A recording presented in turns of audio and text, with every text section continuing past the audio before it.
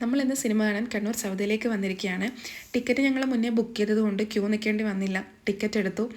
6 മണിയുടെ ഷോനാണ് ബുക്ക് ചെയ്തത്. ഞങ്ങളൊരു 5:30 ആയപ്പോൾ അവിടെ എത്തി. അതുകൊണ്ട് തന്നെ വലിയ തിരക്കൊന്നും ഉണ്ടായില്ല. അപ്പോൾ ഞങ്ങൾ അവിടെയൊക്കെ ഒന്ന് ചുറ്റി കണ്ട് കഴിക്കാൻ ആവശ്യമായ ചിപ്സും വെള്ളമൊക്കെ വാങ്ങി വെയിറ്റ് ചെയ്യാണ് ഉണ്ടായത്.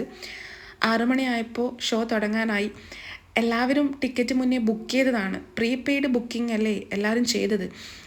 അതുകൊണ്ട് തന്നെ സിനിമ തുടങ്ങാനായപ്പോൾ ഒരു ഉന്തും തള്ളുമായിരുന്നു അതിനുള്ളിലേക്ക് കയറാൻ വേണ്ടി. എവിടെ പോയാലും ഉന്തും തള്ളും മെയിൻ ആണല്ലോ. അങ്ങനെ എല്ലാം കഴിഞ്ഞ് ഞങ്ങൾ ഉള്ളിൽ കയറിയിരുന്നു.